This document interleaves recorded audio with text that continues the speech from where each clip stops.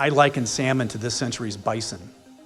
We intentionally extirpated bison to wipe out a culture from the face of North America. Today, our inaction and inattention to salmon could have the same impact on indigenous peoples in Southeast Alaska, British Columbia, state of Washington, Montana, and Idaho.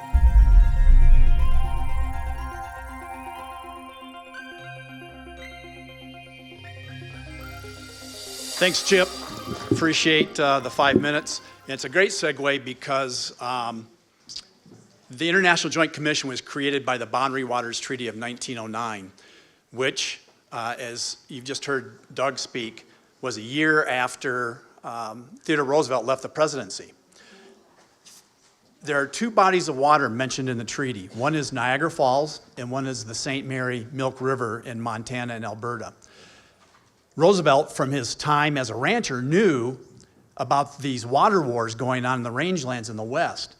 And Canadians and U.S. ranchers were fighting over the water coming out of what's Glacier National Park today for ranching. And in fact, last year I had the opportunity to go up and visit a canal that never had water in it. It was called the Spite Canal that was being dug to try to steal water from the U.S. side. The International Joint Commission has nothing to do with marijuana. It's all about, I have no idea why they named it except for the fact that it was a treaty between the U.S. and Great Britain, which at that time was owned Canada, was the government of Canada, essentially. Today it's between the U.S. and Canada. There are 6 commissioners, 3 U.S., 3 Canadian. It's the only place along these bilateral relations where Canada is really on equal footing with the United States.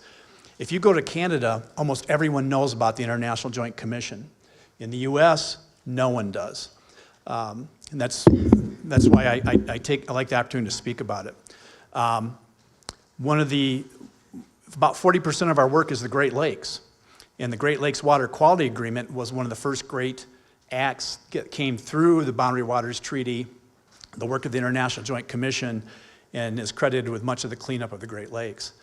Today, and I think one of the reasons why this conference is so important to the work of the IJC, and it's something that taxpayers and voters aren't aware of, there are dams on rivers all across the transboundary from Maine into British Columbia, state of Washington. And the IJC over the years was asked to set rules on how these dams are operated and when water can be released, when water has to be stored for multiple purposes, for recreation, for electrical generation, and for agriculture and municipal sanitation.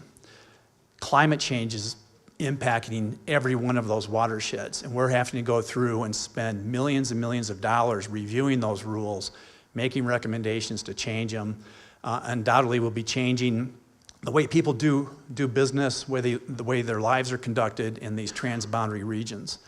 The St. Mary Milk River is a perfect example. We're in the middle of a study today to reapportion the water to ensure that each side has equal access to the water.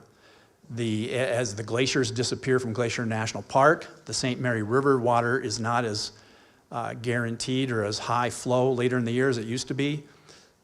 So we have a 47-mile canal that diverts water from the St. Mary into the Milk River that several municipalities depend on for fire suppression and municipal purposes for ranching. And this is going to be a 4-year study that's going to cost about $3.5 million.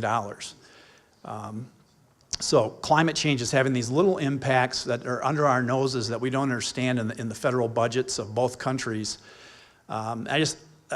When Chip and I were talking about this in the previous weeks, we wanted to talk about or point out some of the practical impacts of climate change other than the big macro ones we've been talking about the last day and a half.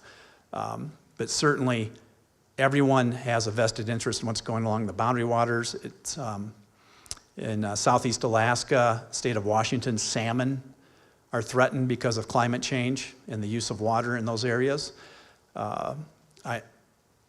I've been fortunate enough to work with a number of tribal and First Nation leaders over the last 4 years, and I liken salmon to this century's bison.